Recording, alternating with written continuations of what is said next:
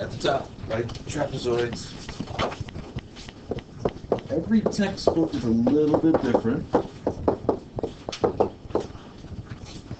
In our textbook, we are saying that a trapezoid has exactly one pair op sides parallel.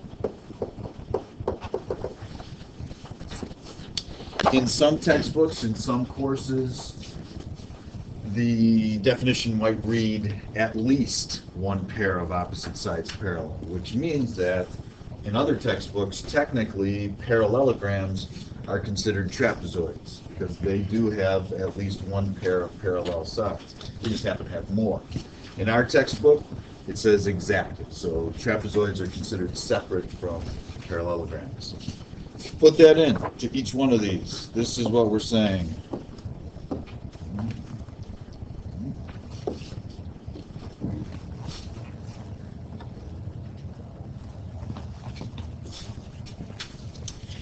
Because we have the parallel lines, that means that we have all of our transversal parallel line relationships. So if I have 50 degrees here, and I've got 130 here, but in trapezoids, you don't necessarily have to have symmetry, so maybe I have 70 degrees over here. I just got to make sure that the ones on the sides are supplementary. This and this have to add up to 180. Those two have to add up to 180. What's the whole thing have to add up to? Did I do that? 240, 120, 360. So that works out. So you can have trapezoids that aren't necessarily symmetric. Most of the ones we're going to look at are symmetric, so we're going to add this in.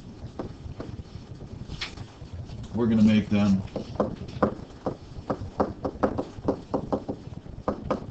isosceles,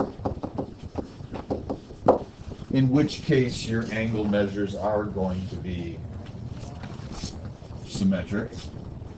Let's put 108 up here. If that's 108, what are the rest? What's got to be down here? If that's 108. 72. Since this is isosceles, then we've got our symmetry.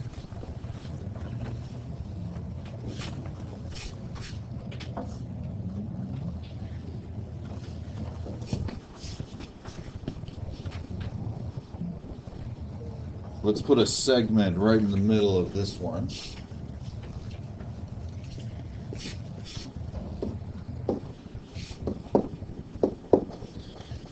It's not necessarily isosceles because I've got different amounts of slash marks on the sides.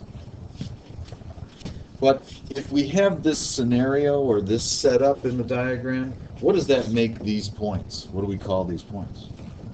Midpoints. So you got a midpoint here.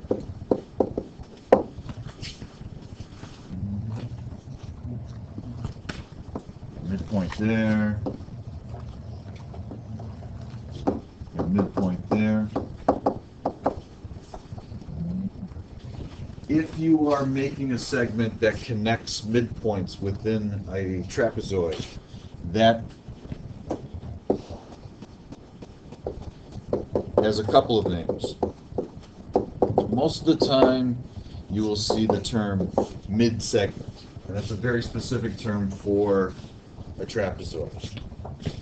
Sometimes it's called the median of the trapezoid. I think your textbook might actually use that, but on an SOL test, you're more likely to see mid-segment.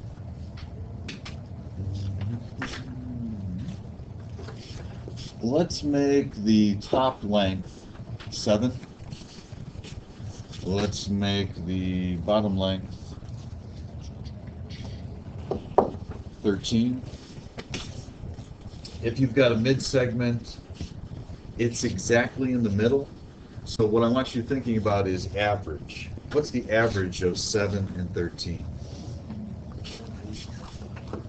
turns out that that mid-segment will be the average of those two sides.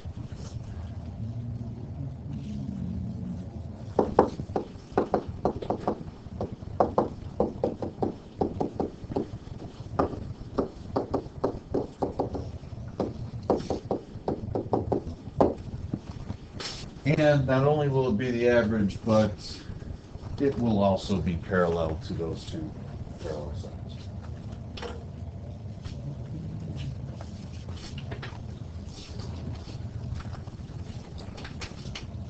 So sometimes you're looking at diagrams that have a mid-segment situation.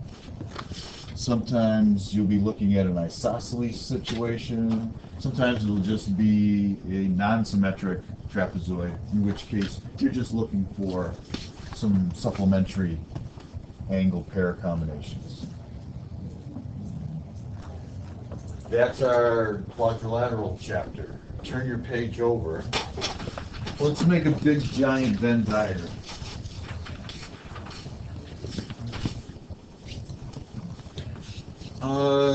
You could turn your paper sideways if you wanted to, or make it longer from left to right, and put a giant bubble, giant Venn bubble, which we're going to call quadrilaterals.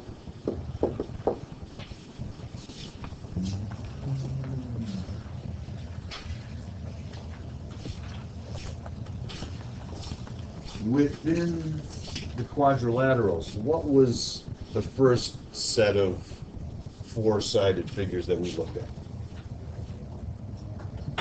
What was our first worksheet that had three diagrams on it?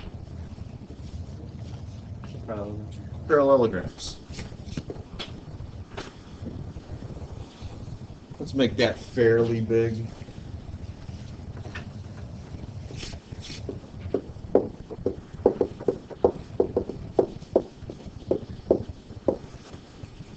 And then there were a couple of shapes after that that were also parallelograms. We had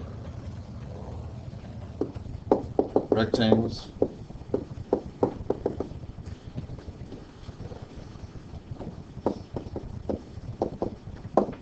rhombi. Why did I overlap those? What's the overlap between rectangles and rhombi? Square.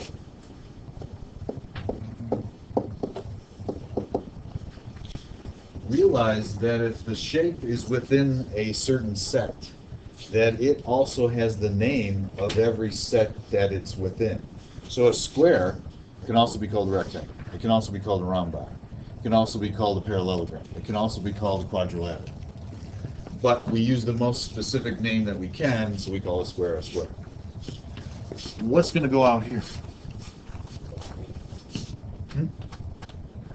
Kite?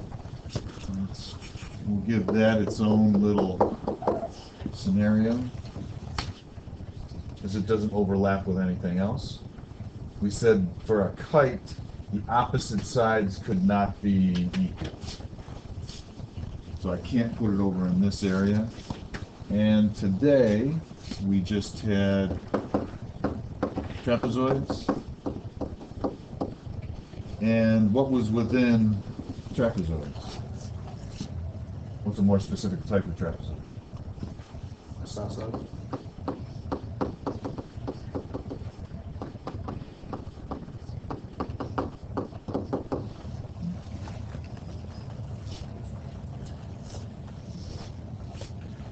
So that is our Venn diagram summary of what we took a look at this chapter.